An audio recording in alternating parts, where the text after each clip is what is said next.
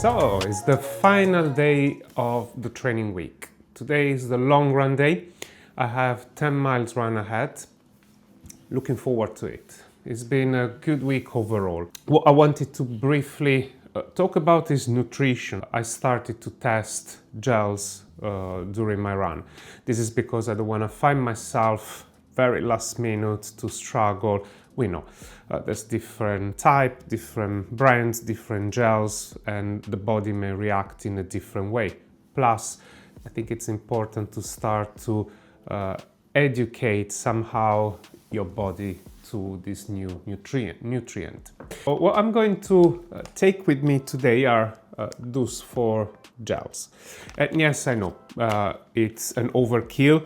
That's absolutely fine. I'm not necessarily planning to have all of the 4.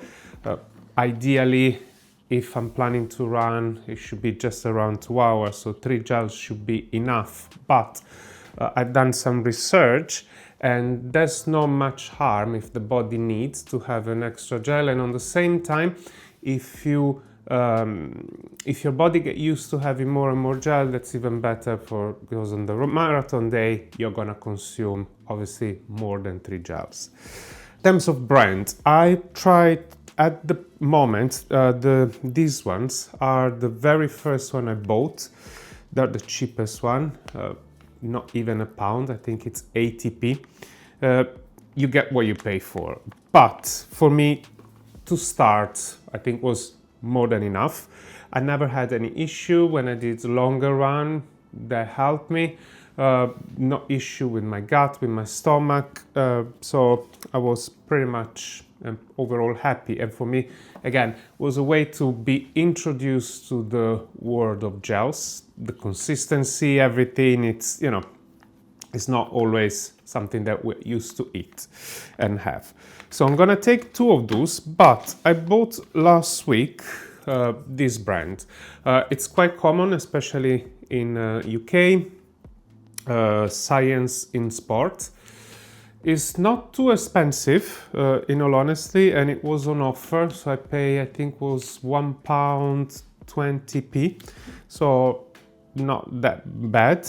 The difference is that these are isotonic gels, so theoretically, from what I understand, is that you don't necessarily need water straight after you get the gel, which is something that I discovered last week. In all honesty, with those ones, I never had water afterwards, never had any issue.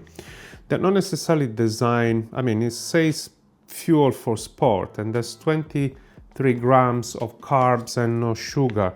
So overall, it's not that bad, even though this one has 36 grams of carbs. So obviously you get more for the pretty much the same quantity, because in terms of volume, these are 60 grams and same as this one. But last week I tried a different brand. Taste, flavor wise, much better, much more natural. Smaller sachet as well.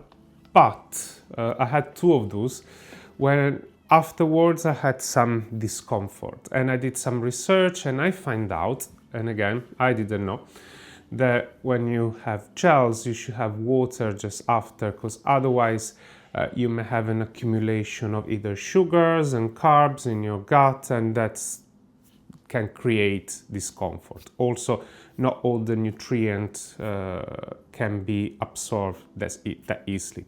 Didn't know, lesson learned. Say that, theoretically, this one shouldn't have water.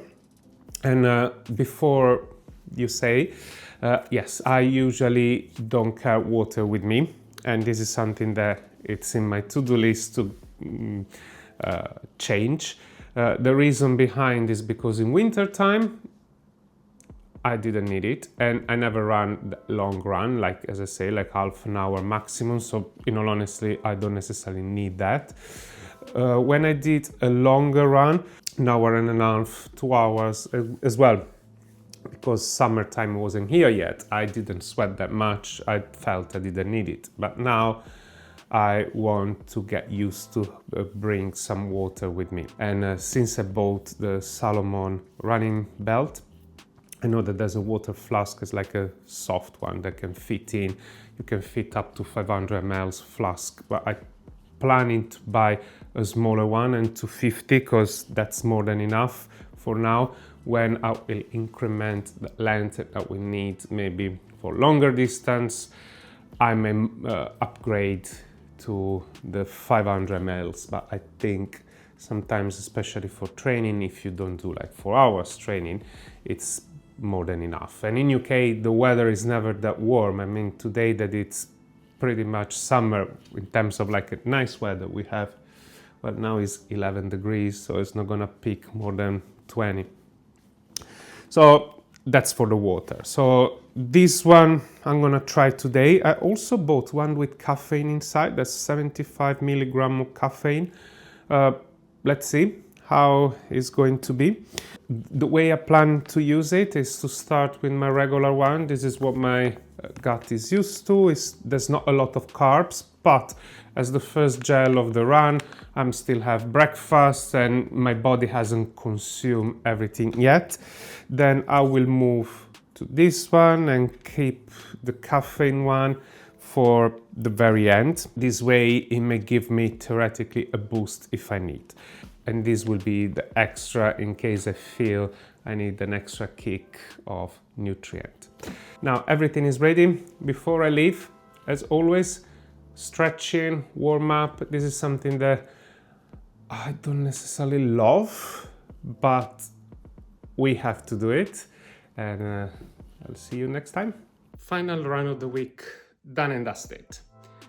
Honestly, this time it's been a challenge. Everything was fine, everything was okay until halfway. Took my gel after 25 minutes and then I did every roughly 25 minutes all the other gels. But when I reached halfway, my leg, oh gosh, they became 2 pieces of marbles. I couldn't move them. So I did from halfway until the end was a struggle because my leg felt very, very heavy. There were a few moments when I had to walk for like a few seconds. I tried to not walk for a long period of time, but I had to walk for like 10-15 seconds and then run again.